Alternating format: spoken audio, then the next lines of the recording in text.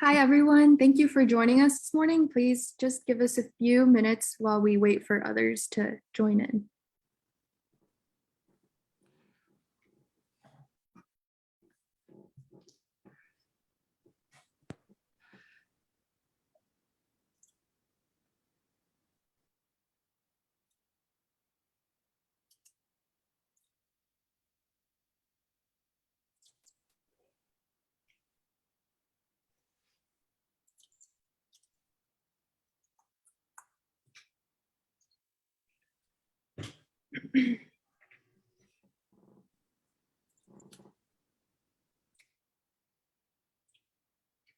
Good morning, Karen.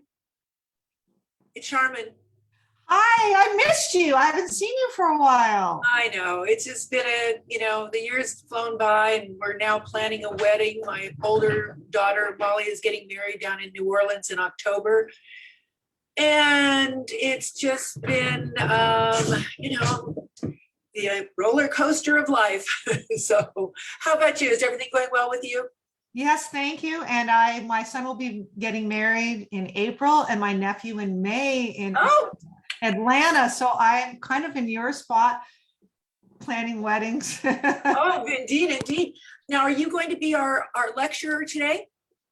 Yes, I've been doing these for all through COVID too. I know you have. And I've always made thinking, oh, I'm going to do this. I'm going to get up and, keep my mind fresh. And then, I don't know, somehow just the year flies by, but I'm looking forward because you are always so informative and it's just a delight. And I would have joined you for 100 more of them, but I was awfully excited to get that email from, asking whether we're coming back. That was a good sign that we all are going to open up and we are coming back, which is good. Absolutely. So good. So thank you for joining in. You'll say, are we going to get ready to start, do you think, or?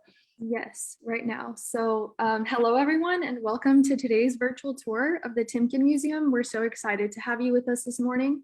Just a few housekeeping things before we get started. Please keep yourselves muted throughout today's presentation.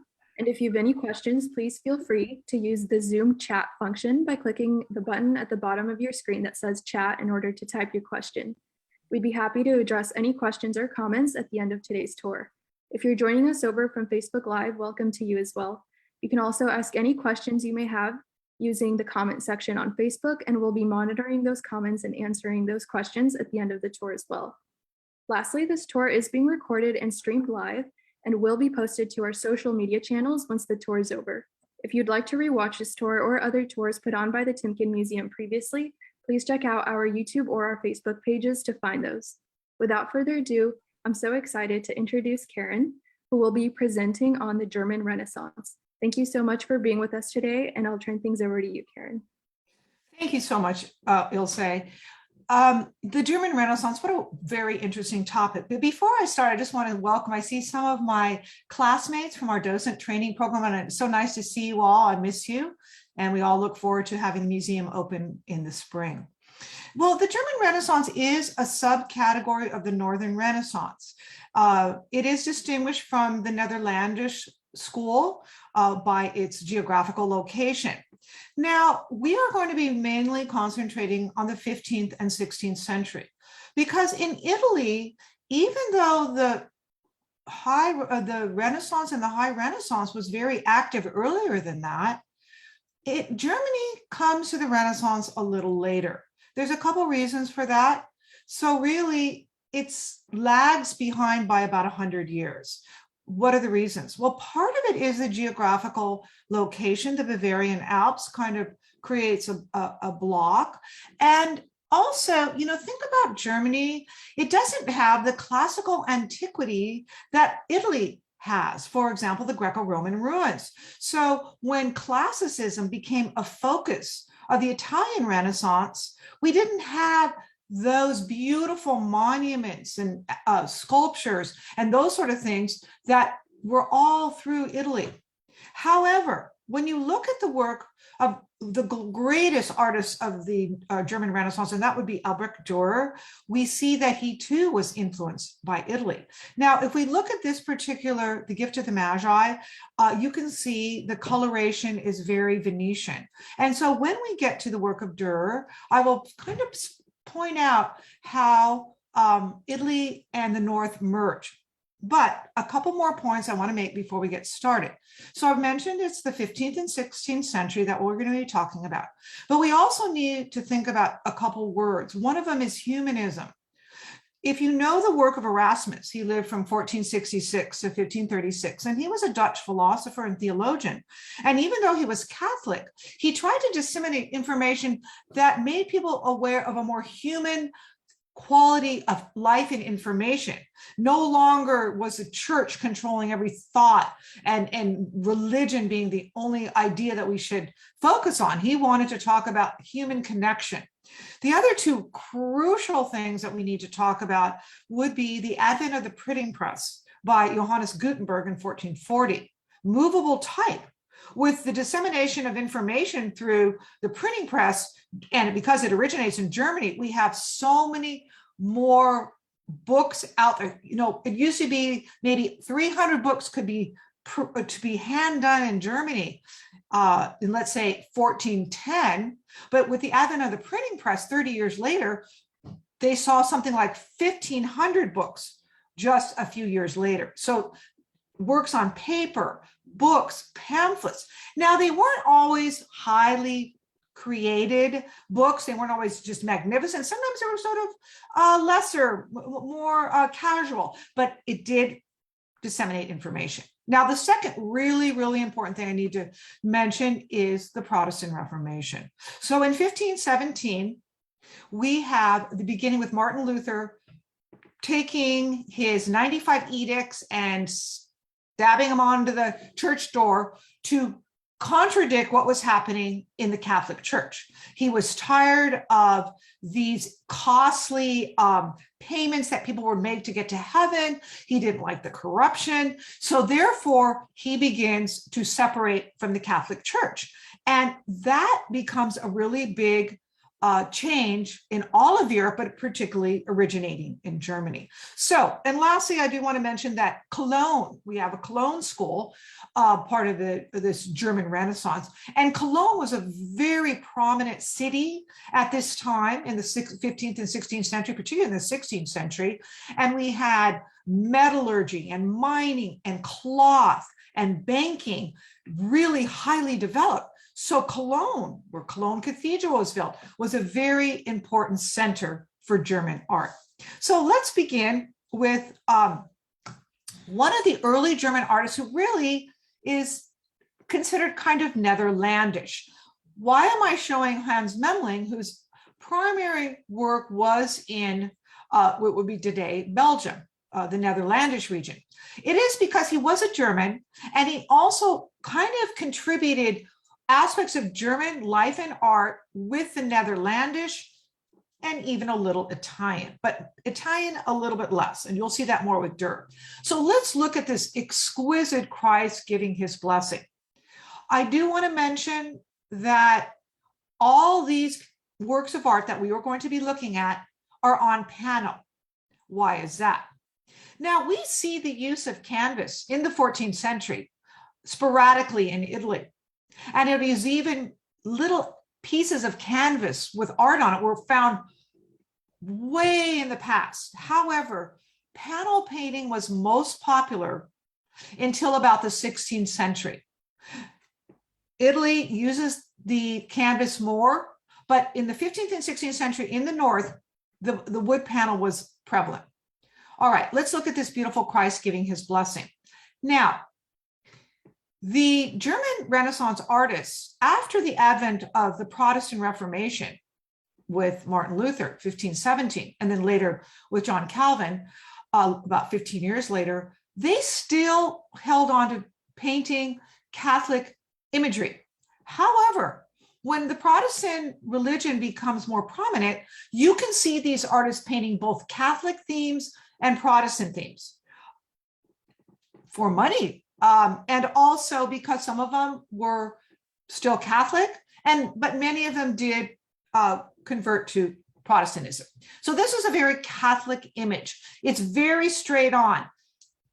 Did you know, maybe you do, that this is in the Norton Simon in Pasadena? I actually make pilgrimages to see this magnificent, very small panel painting. So Hans Memling was German, but he immigrated into what would be today Belgium, and he settled primarily in Bruges. He was influenced by the work of Jan van Eyck, his predecessor, who really helped to develop oil painting.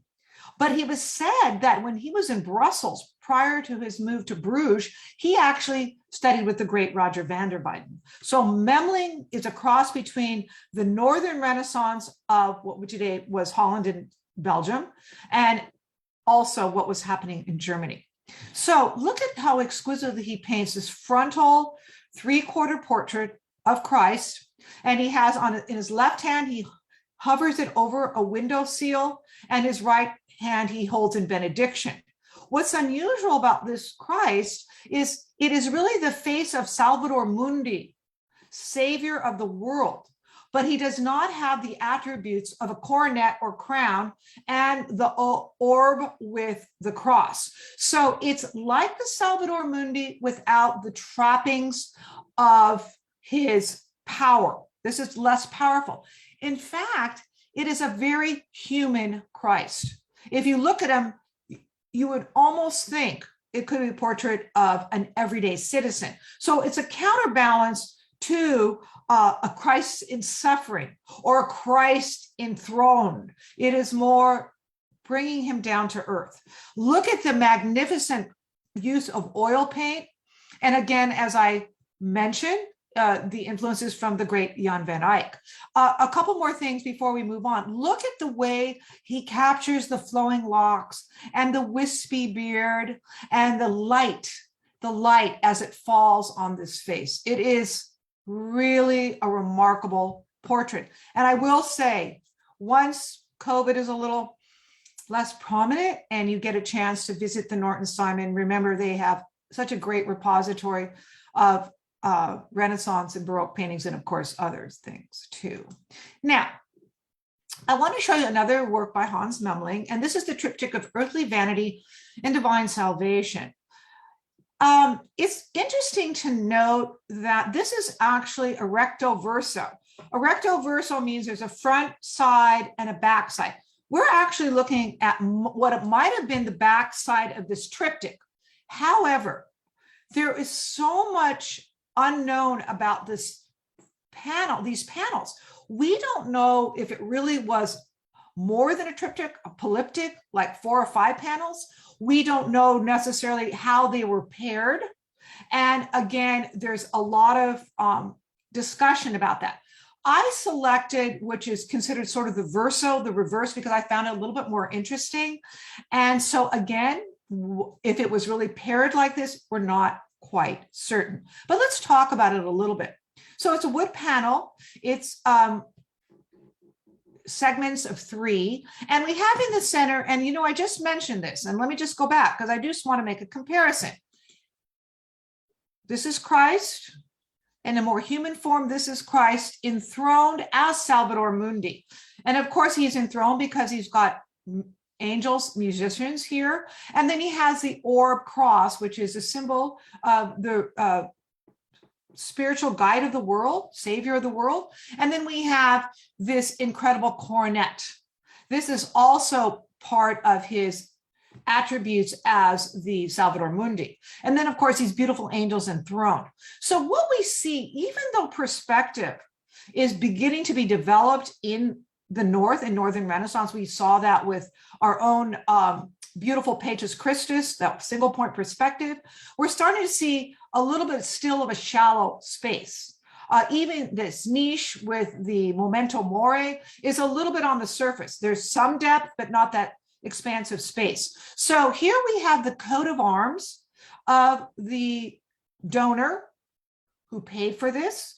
And it is both an amalgamation of Netherlandish and Italian, because this Italian individual married a Netherlandish woman. So he was interested in the work of some of these northern painters. Now, I just mentioned this Salvator Mundi, or Christ Enthroned, and then of course a memento mori. So we all know that memento mori is a momentum of death. Memento mori was really important, particularly in the north and in Spain. We don't see it quite as much in Italy, although there are significant examples of that. But this is a skull meaning our fragility of life. And in many still life paintings, particularly in the north, we see the use of the skull. Life is fragile. We still have elements of plague circulating in the 15th century in Italy and other parts of Europe. So this was always kind of part of everybody's repertoire. So this is a triptych. As I mentioned earlier, it could be just panels in pairs that we still haven't quite understood. I'm going to go on and talk about Albrecht Dürer. Albrecht Dürer was the most important artist of the German Renaissance and one of the most important artists who ever lived. An extremely brilliant man. Why was he so acknowledged as one of the greatest artists who ever lived? Well, first of all, he was an amazing draftsman, illustrator, printmaker. He could do etchings, prints, paintings, drawings. And that's another thing I should have mentioned earlier when I talked about the advent of the printing press. We have to consider that Germany was the seat of multiple imagery. Germany developed a true interest in woodblock prints, in etchings, printmaking, and so they could disseminate all kinds of smaller images and multiple images throughout Europe. At the same time, Italy, which is starting to develop an interest in etching, those etchings were traveling to the north. So there is this cross-pollination. Remember that artists are going back and forth. And one who traveled quite a bit was Albrecht Dürer. Dürer spent 2 times in Italy, and I'm going to talk about that just a moment. He also traveled through parts of the Netherlandish region. Now, I will use the term Netherlandish because Belgium and Holland does not become bifurcated until about 1608. So I will mention it as a Netherlandish. Now, let's talk about this specific amazing painting. It was done when he was 27 years old. Dürer had just come from a couple years in Italy. He saw the work of the Bellinis, the magnificent Venetian art family. He looked at the work of Mantegna, who was married into the family of Bellinis and also worked outside of Venice and other parts. He saw the work of Leonardo, very influenced by these Italian artists. And so he brings back elements of Italian art to the north. So as I mentioned, this was done when he was 27. I could talk about this painting for an hour. I won't, I promise, but there's so many deep, rich things. First of all, let's look at this window and this magnificent landscape. Well, there's a whole school of landscape painting that develops during the Northern Renaissance in Germany called the Danube School. Our next artist that we'll talk about, Lucas Cranach, was one of those artists. It's not to say that Albrecht Dürer was part of this landscape school, but he was very well of the development of landscape painting. Remember the Venetians, like the Bellinis, were developing, and Giorgione was developing landscape painting. Now, he's a very self-assured artist. He already has beginning to get recognition. The Italians loved him. The Northern viewers loved him. So we have this exquisite landscape. Now, remember, Germany was separated from Austria in the Bavarian Alps. And as I mentioned earlier, that was a little bit of a barrier to the development of Northern art. However, Dürer managed to overcome that. Now, he wears a hat that takes him to the very top of this arch, showing his feeling of self-confidence. He holds these really beautifully detailed gloves, and Dürer loved to paint hands. And I've told you this many times, that hands are probably the most difficult aspect of an artist's work. Very hard to capture hands. The face is so beautifully done with the flowing, almost effeminate hair. Now, You can almost say that there is an element of effeminate quality to the clothing. No value judgment here, just a little bit, very elegant, wispy long hair. He has a cloak and a tunic and blouse. And these are rather delicate, lovely, sort of bourgeois clothing. And you can see he looks at us with, I think, with a sort of positive outlook. He was worried, however, and you can see it a little bit in the sky. It's a little ominous. And I think he was worried because he had left his country for Italy. And he was a little worried that, hey, maybe my reputation won't be continued because I've been gone. But rest assured, that was not the case. He continued to develop and become a very important artist. And lastly, I just want to mention this beautiful signature. The AD is the signature, of course, of the great Albrecht Dürer. All right, we'll go on to another work by him.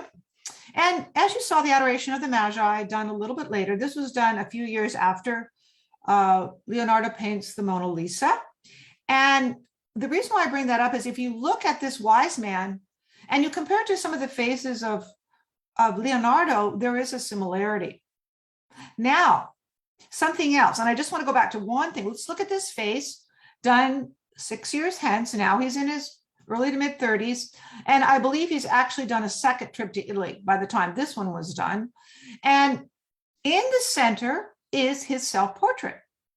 So that's really interesting. And again, I'm going to show you, just back it up just a tad, this facial characteristics done 6 years earlier, later, and you can look at the facial characteristics. So there is a similarity. So we believe that this is Albrecht Dürer. Now, let's look at this very Netherlandish Mary. She is much more in the vein of the Netherlandish school, and of course, as is the Christ child. Now, we have the Black King holding the orb, and we have a lot of interesting elements in the background. So what's beautifully done about this painting is the complementary colors of green and red are very rich, as are the embellishments on the king.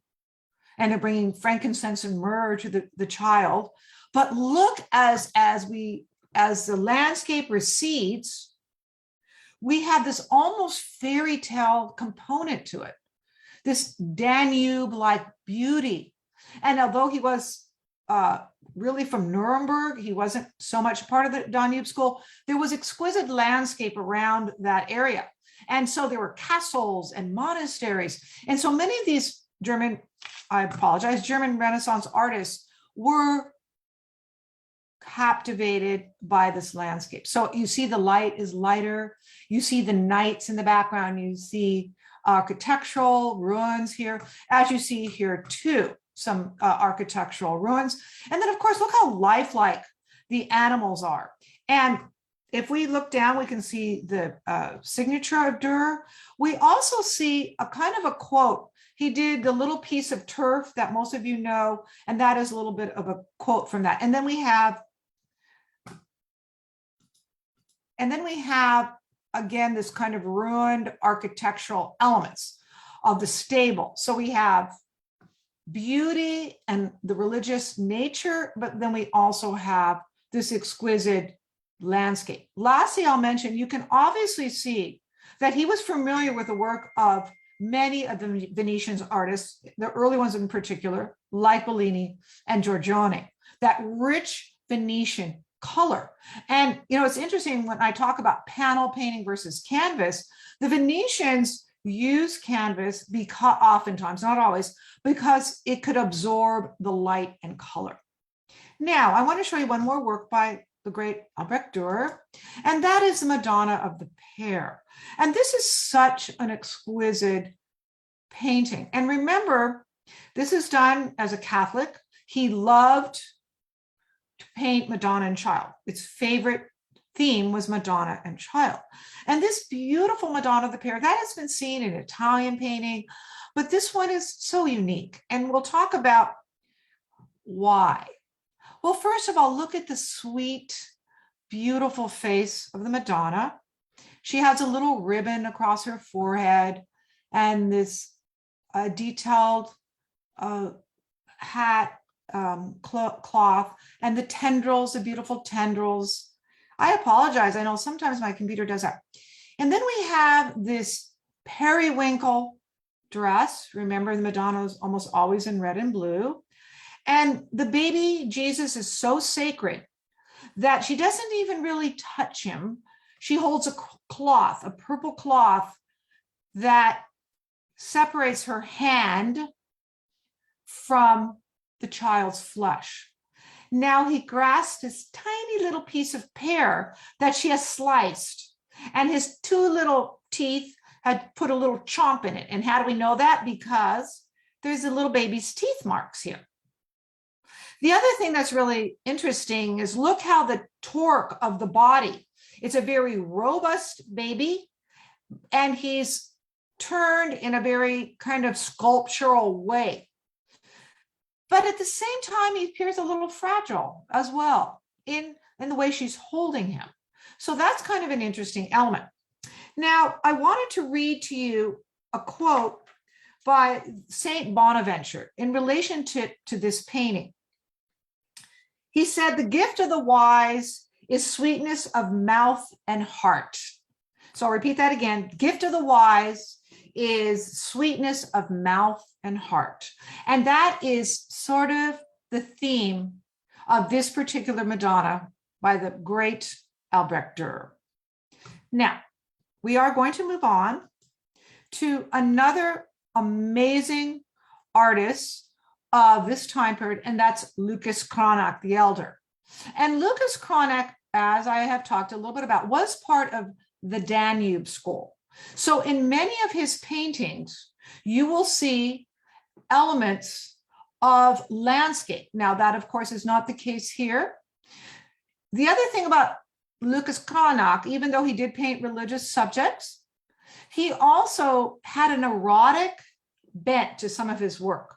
And you can see that maybe subsequently, and also a very unique facial characteristics. You can definitely tell Cranach's work by the facial characteristics. So he was born in 1442, like the great Albrecht Dürer. He was also a printmaker, and he was the court painter and printmaker to the court for the Electors of Saxony. This was around the time of the Roman Empire, the rules of Maximilian, Charles V, and Maximilian II. So we're going to talk about them in just a second. But he did work for the court of the Saxonies. So he painted the German Reformation, Counter-Reformation, pardon me, start again. He painted the Reformation because he was a really, really good friend of Martin Luther. And he was promoting through his printmaking, painting, this whole Reformation. As I said, he painted news and mythology, but he also painted religious subjects. So let's talk a little bit specifically about this Judith with the head of Holofernes. So you know that Judith, from apocryphal literature and the book of Judith, you would find that she was worried about the threat of the general Holofernes, who was related to who was connected with Nebuchadnezzar. So she goes to his tent, she seduces him, she gets him drunk, and she beheads him. Now, in many renditions of Judith with the head of Holofernes, you see so many variations. Sometimes you'll see a very sedate Judith with no sexual overtones. Even with Donatello once did one that you almost wouldn't even think that she was a seductress. She's so buttoned up, her collar up to here. We don't get that with this Judith. We get a somewhat sensual, kind of paradoxical view of her. What's so amazing is look how clean everything is. Do you see any blood on the sword? Not really. Maybe a little here, but wasn't meant to be gory. This is a little gory because you see the veins in the decapitated head, but and you see the eyes rolling back and the curly beard, but it isn't overtly gruesome, because some of these images throughout art history, blood dripping, and she's also kind of a little bit seductive in this exquisite fashion statement.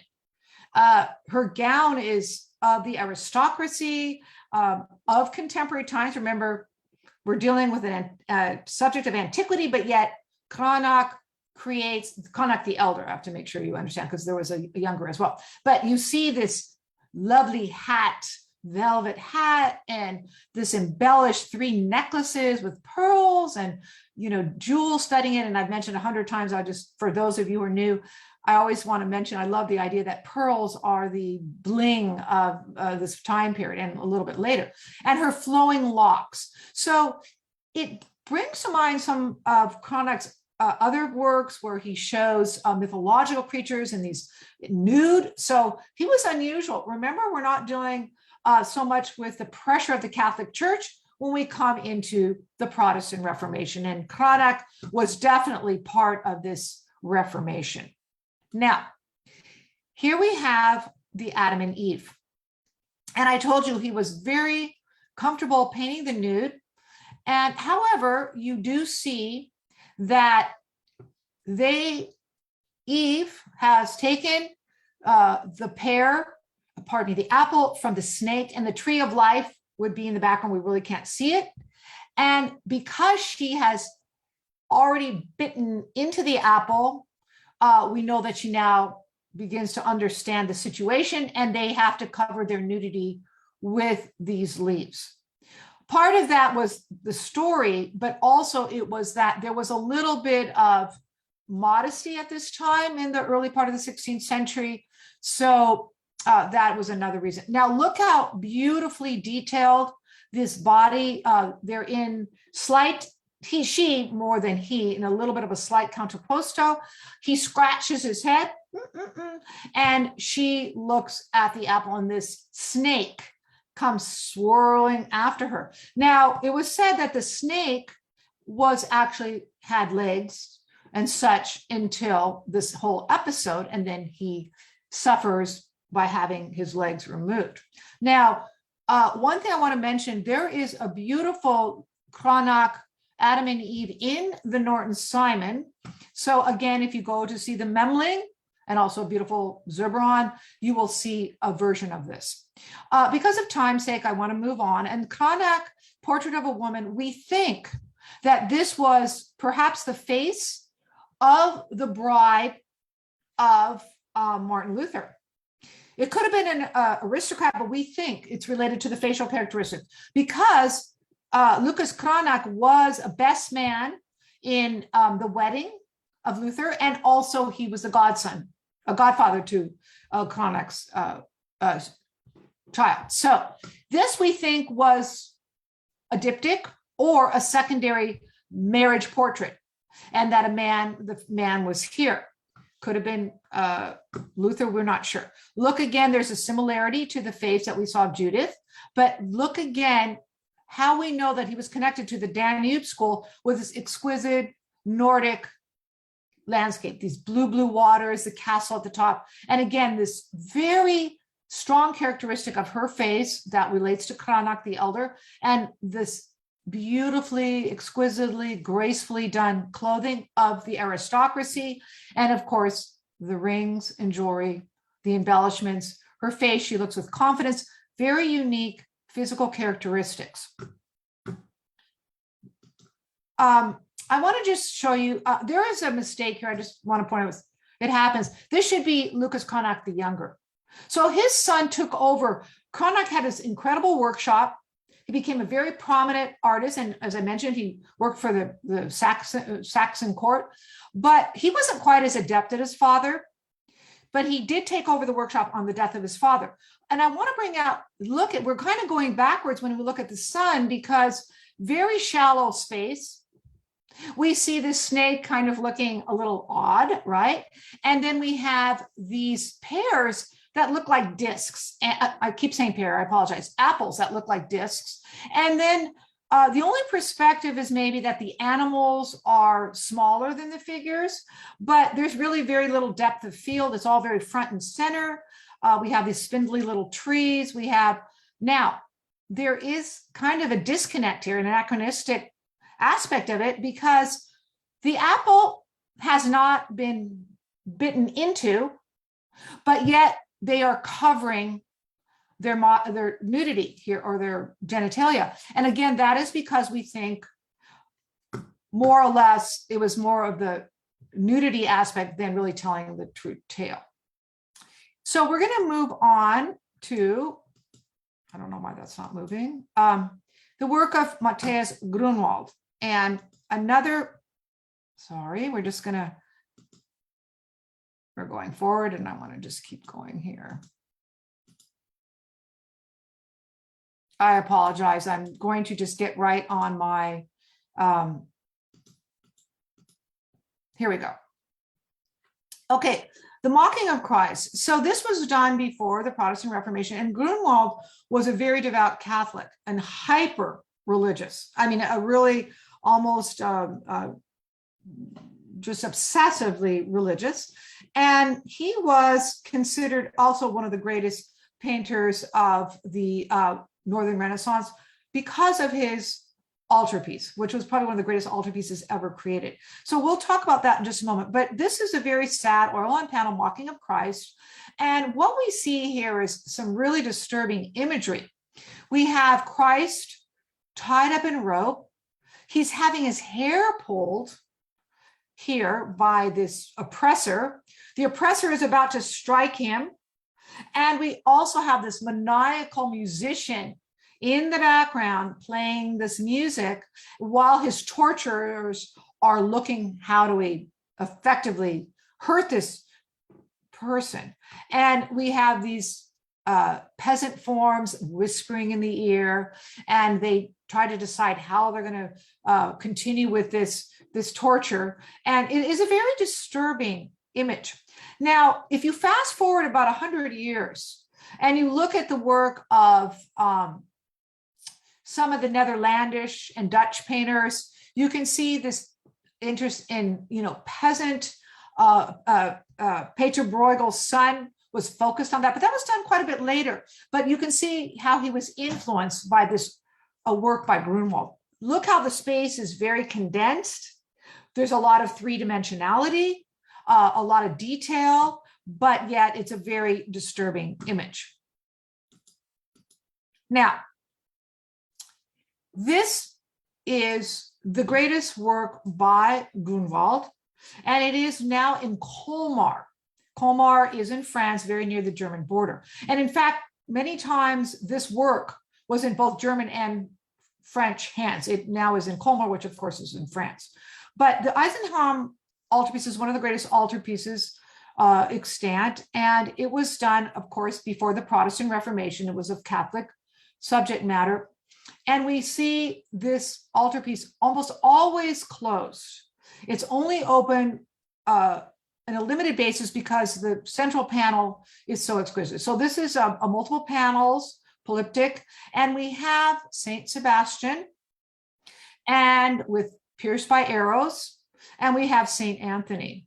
And they were the patron saints of this area, actually patron saints of might have been of Cologne. I'm not quite sure, but they were patron saints I'm sorry, not of Cologne, patron saints of suffering. And so they were saints who really helped the dying, particularly dying of plague. And so what do we have is one of the most shocking and very actually kind of medieval image. And why do I say that? Because the German medieval artists were very dramatic, and they were very into showing suffering. And so you see this haunting image, this crucifixion, where Jesus is impaled, and you can see the stigmata and the blood dripping. We have these sores all over his body and the spindly tree-like arms and limbs. And we have St. John the Baptist here. St. John, it could be the evangelist and the Baptist, because St. John, one of the Johns, is actually holding Mary up as she falls in abject suffering. And this is kind of unique because this John would not usually be in this scene of the crucifixion because he really wasn't there at this time. So this is an appropriate use of John comforting Mary, but this is the other John, I believe John the Evangelist, and he was John the Evangelist, and he really wouldn't really be at this in the presence of Jesus at this time. So there was a little bit of a question about that. We have a jar that shows a salve that would be put on the sores of the suffering. We have, pardon me, we have this exquisite landscape in the background. We see the sarcophagus, and we see the Christ as he is taken off the cross.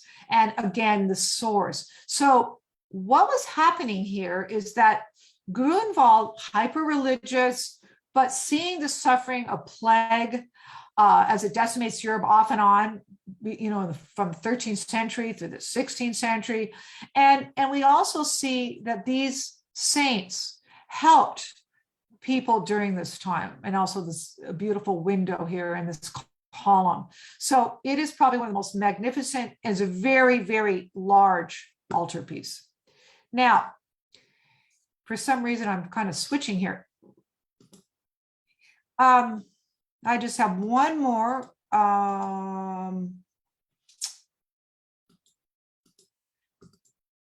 We're going to move now onto the work of Hans Holbein.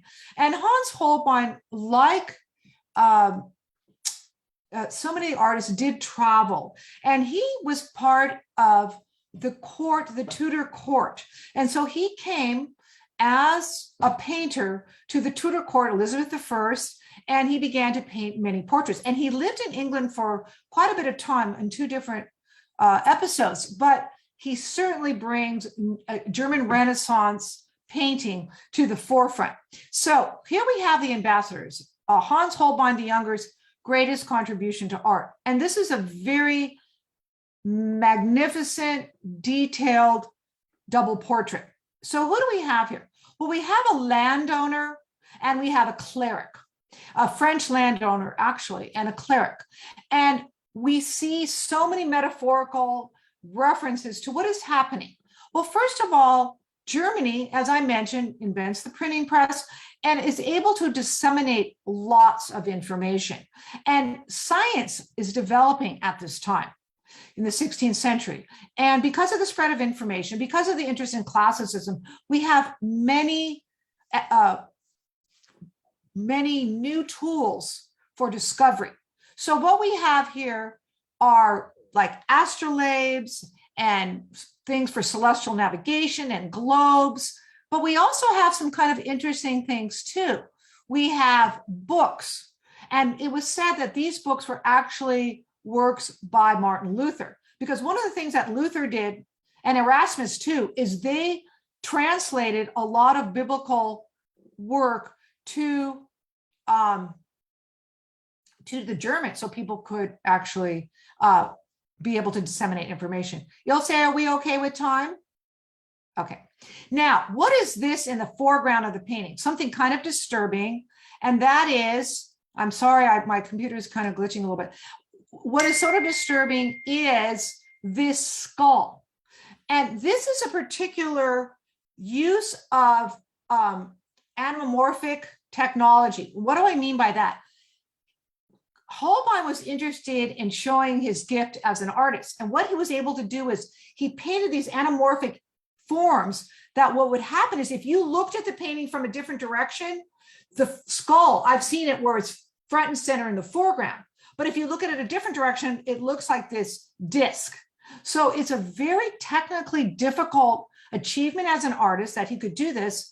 And also it shows that there might have been a use of camera lucida, which is a device to project. So it's been said that Holbein might have used that. So I want to get back a little bit to what's in the painting. We have a tiled floor, taken from Windsor Castle, by the way. We have a Persian carpet, and we have a lute with a broken string. What that talks about is the separation of Catholic and Protestant interests. You know, we have a lot going on, and what's also going on in the Holy Roman Empire. And then we have here, so this represents death, the skull.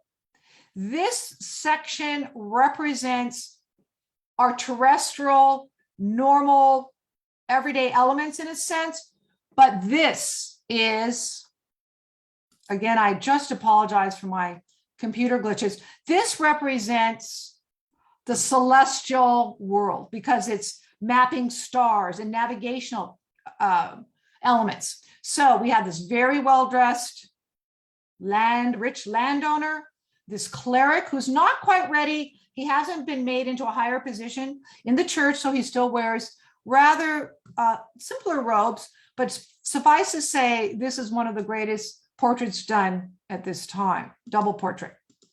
Now, Hans Holbein actually did this Darmstadt Madonna, and it was named after Jacob Meyer, who was a Catholic, a very devout Catholic. And he wanted to maintain his Catholic interest. So he has this great painter do the Madonna. And you see the donor is here, Jacob Meyer. His daughter is here. And his current wife is here. And his dead wife, who died a couple years before, is here. So very interesting. And also, you know, I don't know why, but my where I'm having a little glitch with my computer, I apologize. And we have this beautiful Madonna holding the infant Jesus. Now, who are these two forms in the foreground to the left? These are what we think were the dead sons of Jacob Meyer, and maybe why he commissioned this Darmstadt Madonna from the region from where he lived. There's also something really interesting here, and we have the Madonna wearing red robes, red and blue, and also she has a beautiful crown. And then we have a scalloped niche in the background, and that relates to a couple things. One of them is it relates to pilgrims, religious pilgrims. They often had scalped shells. And because of time, we're going to just go forward and not backward. And I don't know why my computer is glitching. There is something, I'm terribly sorry. I'm going to try to keep going on this. All right, we're going to move on to the work of Albrecht Dürer. And Dürer was part of the Dresden School. And you can see, the Danube School, and you can see that in this exquisite landscape.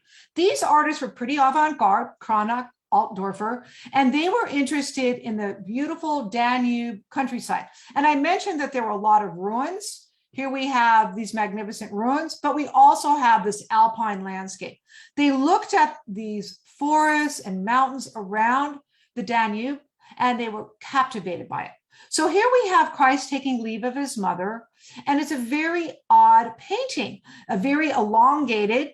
We see these very odd feet here, and we have these elongated torsos, almost like manneristic. Now, mannerism is in Italy about this time, but it doesn't really take hold until about 1530. So there might be some manneristic tendencies here to be seen in the painting. We also have this little baby family in miniature. These were the donors. And the story is that Christ was going to Jerusalem, and Mary knew in her heart that that would be the start of the passion, his descent. So she did not want him to go. Please, please don't go. She's begging him. They're begging him, the four Marys who accompany her and hold her in grief. And they say, don't go, please don't go. And Jesus says, but I have to.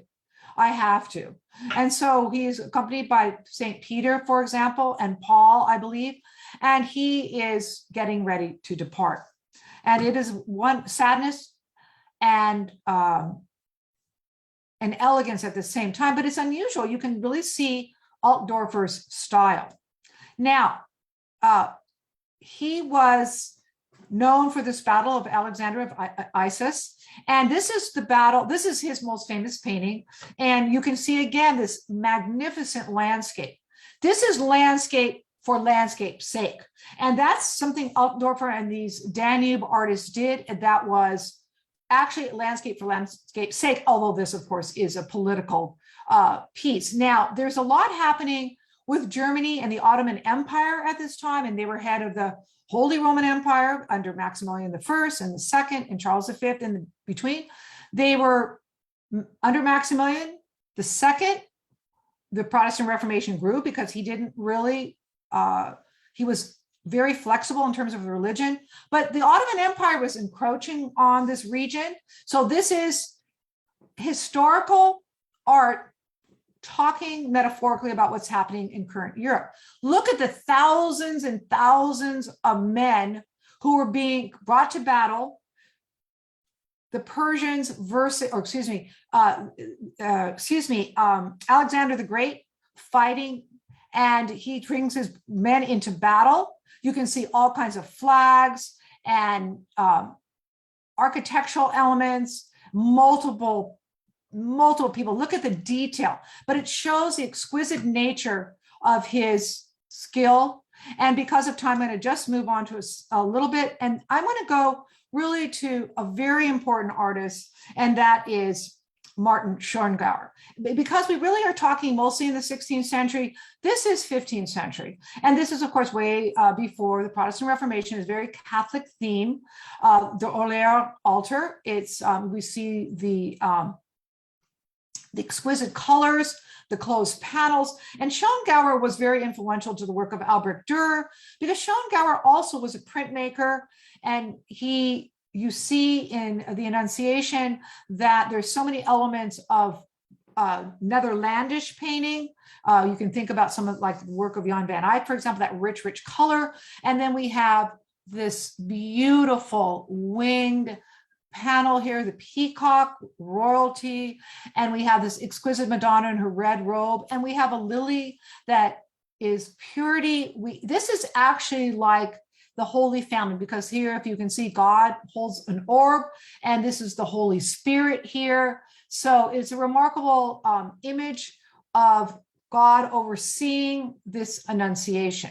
And again, because of time, I'm going to try to go on to another work by him. This is the Adoration of the Shepherds. And this is a pretty remarkable painting in that it shows us the development of, again, landscape in a religious painting. We see that this is deeply Catholic. This is before the Reformation. And we see the Immaculate Birth, because as you see, the baby's in swaddling cloths lying on this bed. But sadly, but interestingly enough, there is no element of the birth, the recognition that there was birth in terms of any kind of medical aspects. And then we see the three wise men circling in, and the animals. Everything is in a very crowded space because, spatial and perspective was still evolving at this time. And so we still have this crowding of the space. However, we can see the distant landscape is quite beautifully done. And these are much more earthly kings. Joseph looks so much older than Mary here. She's very youthful here. But these are unlike the previous, for example, the Dürer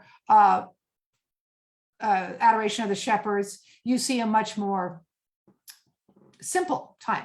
Now we have time for maybe one more painting, and I wanted to show you the work of Wolf Huber, who was also, I believe, part of the Danube School, because you can even see it in this exquisite forest. Now, just like the one, the Altdorfer I showed you, this is a very popular theme, but it's done so differently. We think perhaps that there might have been another panel, I'm not sure, although it's framed. This is the hand of Jesus, and we have the four Marys holding Mary, who is in suffering. But look at stylistically quite different. Again, these more elongated figures and the rich color. And then we see a figure here in the background as part of the landscape. But this rich floor of the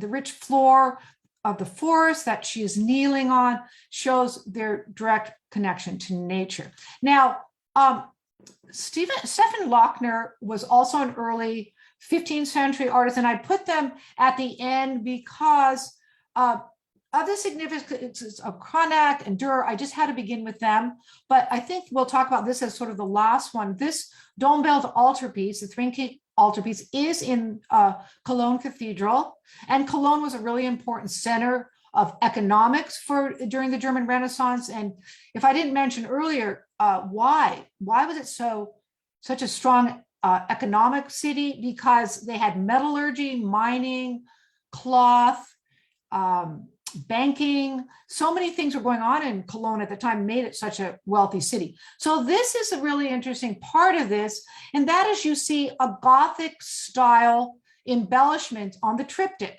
Why is that? Because Germany was kind of one of the last places to let go of its Gothic tradition. So even though this is a Renaissance painting, you see embellishments from the Gothic. And so we just have really quickly Saint Ursula, who was martyred with 11,000 maidens. And you see here, this is, his name escapes me, but he is one of the patron saints of Cologne, Jerome, I believe is Saint Jerome, and not to be mistaken with Jerome, and he stands with his men. He was a martyr, he was a general, and he became a martyr. So we have this beautiful Madonna enthroned with angels hovering and significant worshipers. Now, because of time, I think I really would like to see if there's questions. We welcome questions, so Ilse will take over and lead us to that part of the lecture. Thank you, Karen, for such a wonderful presentation. I learned so much, and we actually do have quite a few questions and comments, I believe, starting with Lowell, or I'm sorry if I mispronounce your name, Lowell, says, is it fair to call the German Renaissance, quote, 100 years behind, end quote, Italy, if one considers their advances in printing and wood sculpture, can you not claim the opposite? What a wonderful comment. I think that is such a good comment. And I guess what I said is a little disparaging in terms of that. But what I'm talking about more is just painting. So and what you're speaking of, what I think is quite accurate, you're speaking about dissemination of knowledge, because the Renaissance is the rebirth. And it is a rebirth of knowledge and classicism and that sort of thing. So in that sense, you're 100% right. I think my point was taken a little bit out of context, unfortunately, and what I meant more is the development of like perspective and styles and painting was a little behind. But your comment is quite accurate. So yes, you're right. Good point. Very good point. So Lowell asks and comments again, is there also a bias saying classical architecture and models is a prerequisite for a Renaissance? Considering the importance of humanism in Renaissance philosophy, one can claim the Northern artists were far ahead of the Italians, and that especially when one considers how they were the ones to break away from the dogmatism of Catholicism. You know, again, that is a very important comment and very true because of this, you know, with Erasmus and the dissemination of humanism. I think, you know, it's a really complicated subject because, yes, in terms of bookmaking, I mean, the printing press, I mean, that changed the whole course of Western Europe and the world. But I was just speaking more sort of on a limited basis, just maybe on the painting, because stylistically you see a little more unique developments in Italy, for example, the use of light and perspective and things like that. So in terms of what you mentioned, humanism, dissemination of information, yes, think about it, 1440, that was early for such an invention. So yes, that again, I agree with what your statements, and that is very appropriate to this discussion. Yes, so I agree with that too. Michelle Woodbridge says, the hand of the Madonna, her two fingers are intriguing. And I believe this is in reference to the first. So it was Jesus in the hand of the benediction. So he holds his fingers. Maybe Dee Dee could comment on that. Was it in the first Memling, the portrait of Jesus that she's speaking? I'm not quite sure, because that is an interesting very typical formation. Dee Dee, you're on, I see. Do you want to comment on that? Yes, when you see Christ with the fingers held up like two up and the three together, that is the classic Orthodox blessing position. That is divinity and humanity, and then the Trinity below. You see what I'm saying? So that the hand is in that position. I did not notice the hand of Mary that is the reference in this instance. So, but yes, hands, as you mentioned already in your talk, are very difficult to do. You got to get the shading right on 15 sides, you know. Right. So hands are very complicated. Yeah. Thank you. Yes, because that, you know, when you think about the Hans Memling, there is a stylistic connection to Byzantium, that kind of more flat, that was early. And so as Dee Dee just points out, that's Eastern Orthodox, so that would be a bit of a connection there, I think. Yeah. That's just my feeling. I'm so glad we have a resident religious scholar here, so if we have any more questions, I'm going to defer to you. Okay. So more, you'll say another question, perhaps? We have another comment from Lowell, who says, if one considers naturalism a tenet of Renaissance, then Cranach and Hans Baldung, Green, and Goldzius obviously fall short. But these artists were stylized, and intentionally so, much like Carlo Crivelli was stylized in Venice. I don't think naturalism was Cranach's aim. You know, again, those are really interesting points to make. And it depends on how you see sort of those naturalistic elements. Yes, and we have examples, as they were just stated, those very naturalism and humanism could be definitely seen. Even the Madonna of the Pair, even though it's a religious subject matter, it's so natural, so beautiful, so exquisite. But it's really hard to say because people forget. They always think about the Italian, you know, maybe you think I'm feeling that way, but it isn't true.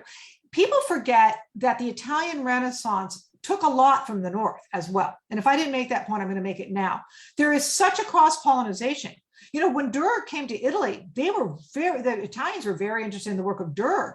And of course, as the English were interested in the work of Holbein.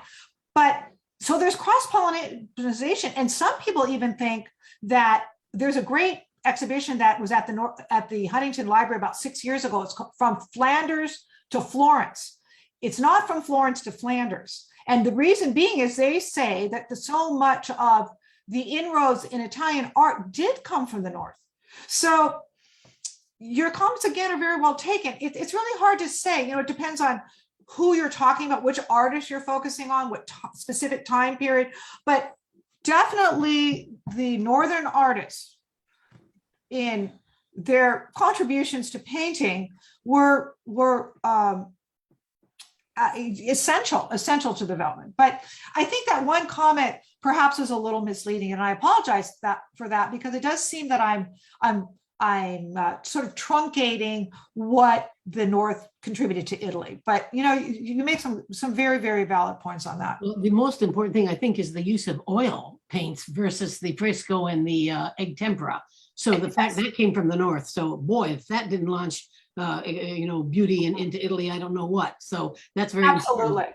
Absolutely. That's a great point, Dee Dee. Absolutely. Because it wasn't Jan van Eyck who invented oil painting, but he certainly contributed to the development of it. When you think about Petrus Christus and single point perspective, sure, there's, you know, and again, we keep coming back to the printing press. I mean, how much more can you get information out there without something like that? So yeah, some really good discussion on that.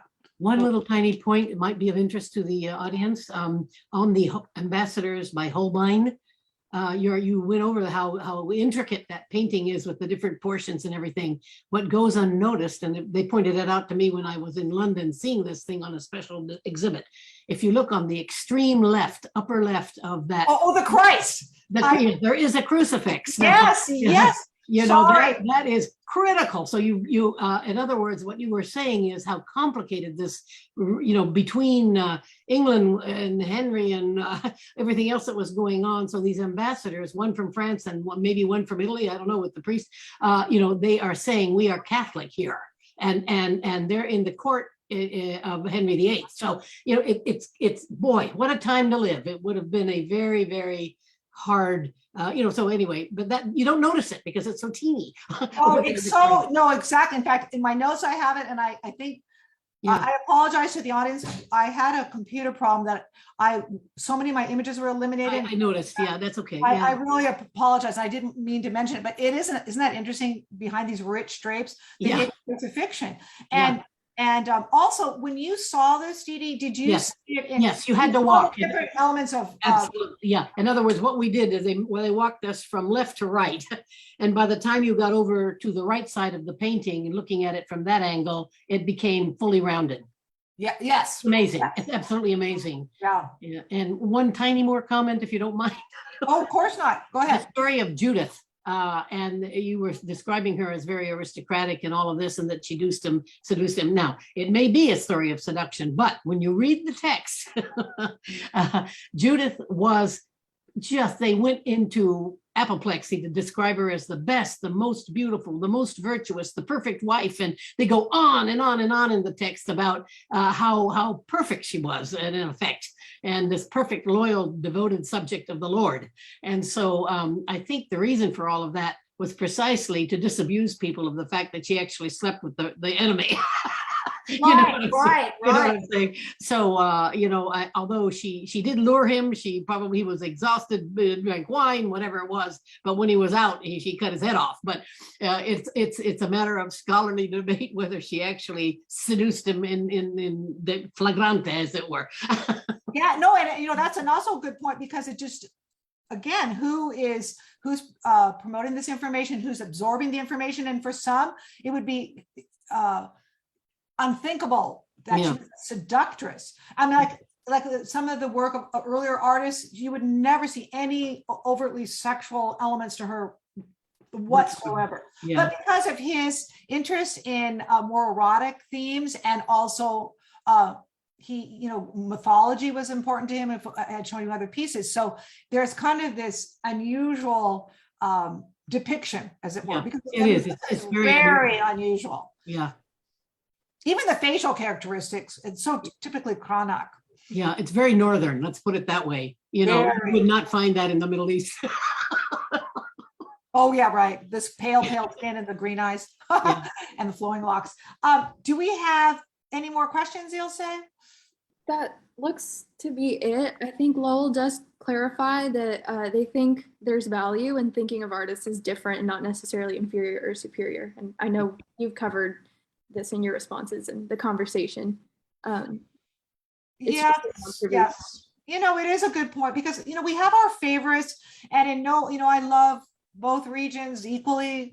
So it's hard to, when I look at a Dürer, I just get so absorbed, but then, fast forward, look at the work of Caravaggio, you get so absorbed. So it's hard to say. And it also depends on what our historians you're reading in terms of how they evaluate these things. But Lowell, did I say that correctly, really brought up some amazing points. And I do want to thank Dee Dee for her scholarly comments, because they're always really helpful. But again, I apologize. I did have a computer glitch, and I hope it wasn't too obvious. I tried to keep it going smoothly, but something that happened with my PowerPoint that I've not had happen before. So. Great job. Yeah, thank you. Thank you. Thank you so much, everybody, for joining us today. And thank you, Karen, again. That was such a rich presentation, and everybody have a great rest of your day. My pleasure. Thank you. Bye-bye, everyone.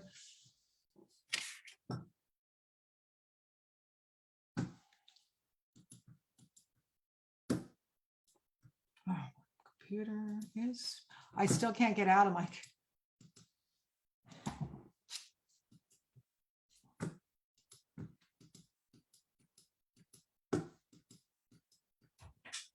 computer totally glitched.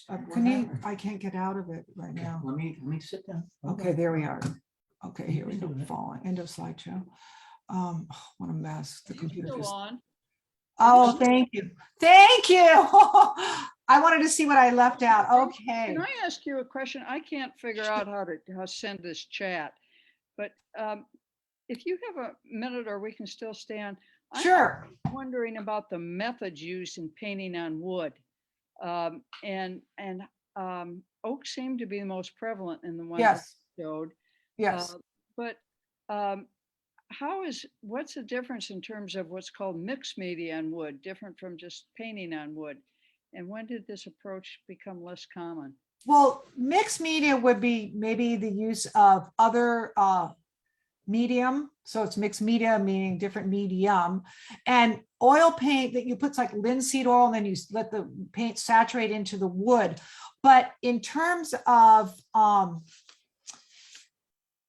so I guess what you're saying is, how do you get those rich colors with the wood? Is that your question? Yeah, just how is the whole thing, I guess wood is what they had to paint on. They didn't have Right. canvas at that time.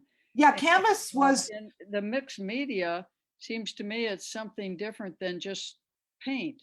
right. They It really is. something It else is. to It enhance. is. Mixed media would be elements. Sometimes they would have a little bit of drawing.